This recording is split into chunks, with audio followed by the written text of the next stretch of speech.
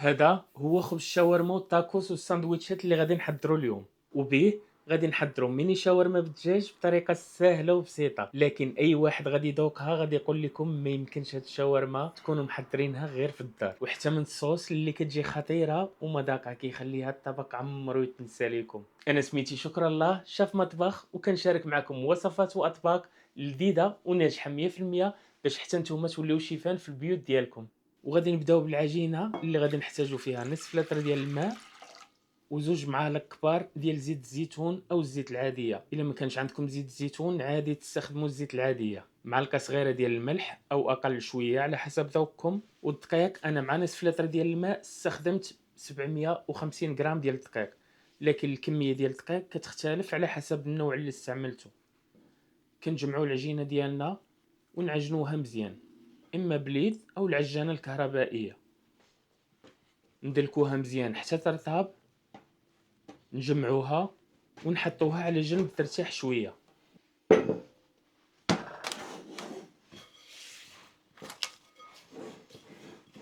من بعد ما ترتاح نرشوا الطابله بشويه دقيق، نسرحوا العجينه ونقطعوها لقطع صغار بالحجم اللي بغيتو.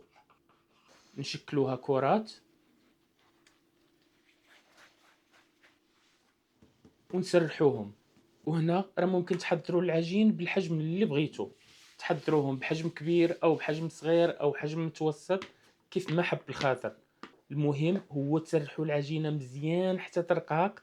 قد ما كان العجين رقيق قد ما غادي يجيكم الخبز واعر. وراه ممكن تسرحوا عجينه كبيره وحده وتقطعوها بالقياس اللي بغيتو كيف ما درت انا قطعتها على شكل خبيزات صغار بهذا الشكل. وهنا طريقه الطبخ راها مهمه بزاف وهي اهم مرحله في خبز التاكوس، حيت المقله خاصها تكون سخونه مزيان. كنحطوا عليها العجينه غير 20 ثانيه، يعني ثلث دقيقه، وكنقلبوها للجهه الاخرى غير واحد 10 ديال الثواني. هانتو العجينه تحمرات نفس الشكل ديال خبز التورتيه اللي كتباع، وهذا هو الشكل ديالها تبارك الله. نفس الشيء للقطع الصغار حتى هما كنديروا لهم نفس الطريقه ديال الطبخ. وهاد الخبيزات غادي نحضروا بهم اليوم ميني شاورما ديال الدجاج. وحاجه اخرى مهمه ضروري من تحيدوا الخبز من المقله ديروه وسط شي توب باش ترجع ليه السخونيه ويبقى رطب. كناخذوا الدجاج مقطع طريفات صغار، الاحسن تخلطوه صدوره وفخاد. نحطوه في شي زلافه ونزيدوا عليه المايونيز. ما تخلعوش المايونيز، راه اصلا خليط ديال الموطارد والزيت، يعني عادي طيبوا به، وراه كيعطي مذاق واعر بزاف في هاد لاغوسيت ديال شاورما الدجاج. نزيدوا شويه الملحه وما تقووش الملحه حيت المايونيز ديجا كيكون مالح. شويه ديال الابزار اسود، ونص معلقه صغيره ديال الكزبر بودره، ومعلقه ديال البابريكا او الفلفل الاحمر الحلو، وممكن تزيدوا حتى الحار الا حبيتو. وعندي هنا مكعب ديال الثومه، او ممكن تستخدموا بودره ديال الثومه، ولا كنتو ما تحبوش تستخدموا بودره عادي ممكن تستخدموا الثومه فريش محكوكه. كنخلطوا كلشي مزيان حتى يتبل عندنا الدجاج. وهنا راه ممكن طيبوه نفس الوقت عادي، لكن الا بغيتو المذاق يكون احسن حضروه الليله قبل وخلوه يرتاح باش تدخل فيه التتبيله ويجي المذاق ديالو ألذ واحسن. ووقت الطياب كناخذوا مقله تكون سخونه مزيان، الاحسن المقله ما تكونش كتلصق، وراه ما كنديروش فيها الزيت بالمره. نحطوا فيها الدجاج، نسرحوه مزيان في المقله ونخلوه حتى يتحمر من التحت، عاد نبداو نقلبوا فيه. راه الدجاج ما كيبغيش هنا يبقى يتقلب بزاف باش ما يخرجش الماء ديالو، خصو ضروري تخلوه حتى يطيب على خاطرو باش يتحمر ويجي لكم بهذا الشكل. شوفوا تبارك الله غير الشكل ديالو كيشهي. كنعمروا به هذوك الخبيزات الصغار،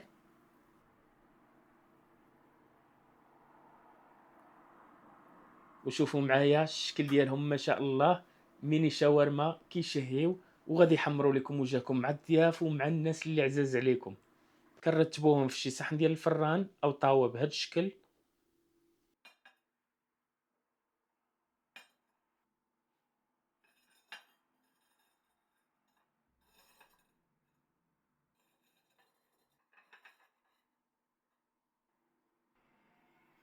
وممكن تزيدوا عليهم الاضافات اللي تحبوا. انا زدت عليهم غير الطماطم والبصل والفرomاج كاملين مقطعين لقطع صغيره بزاف. او الفرماج محكوك، وكندخلوهم للفرن يتحمروا. وبالنسبه للاصوص راه ساهله وبسيطه ومذاقها خطير بزاف. كنحتاجو فيها غير المخلل والمايونيز، ولا احسن اللي كان عندكم المايونيز جابنيز، حيت كيعطي واحد المذاق واعر بزاف، وشويه ديال الكيتشاب. كنديرو كلشي في الخلاط ونخلطوهم مزيان. وها الصوص ديالنا موجوده.